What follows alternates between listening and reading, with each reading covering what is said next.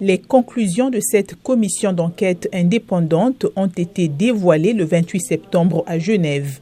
Mais diverses réunions de restitution de ces travaux ont eu lieu cette semaine dans le chef-lieu du Nord Kivu, dans l'est de la RDC, où se sont déroulés les faits durant l'épidémie d'Ebola qui a sévi entre 2018 et 2020.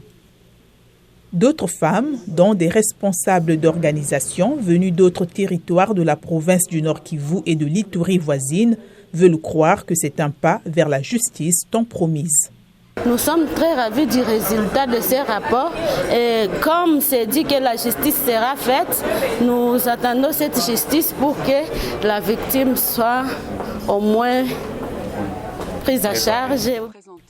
Les enquêteurs ont interrogé des dizaines de femmes qui s'étaient vues proposer du travail en échange de rapports sexuels ou ont été victimes de viols. On parle de 63 femmes et 12 hommes victimes âgés de 13 à 43 ans avec une moyenne d'âge de 20 ans. Mais les chiffres qu'avance le rapport ne sont pas complets. À part les quelques femmes qu'on a interviewées, il y en a beaucoup, d'abord qui n'étaient pas au courant qu'il y avait cette enquête et beaucoup aussi n'ont pas été interviewées et beaucoup n'ont pas dénoncé.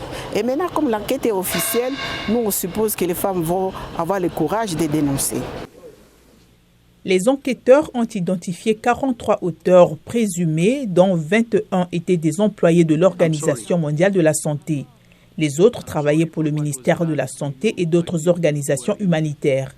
L'OMS rappelle avoir placé certains hauts responsables en congé administratif. Il y a 2 membres du personnel des cadres supérieurs qui ont été mis en congé administratif. L'OMS poursuivra ses investigations à la fois pour les auteurs, mais aussi pour les structures internes du système. Sans préjuger de la suite de l'enquête qu'elle a lancée, l'OMS a promis de continuer ses recherches. Elle a précisé avoir débuté des réformes structurelles à tous les niveaux pour éviter que ce genre d'abus ne se répète.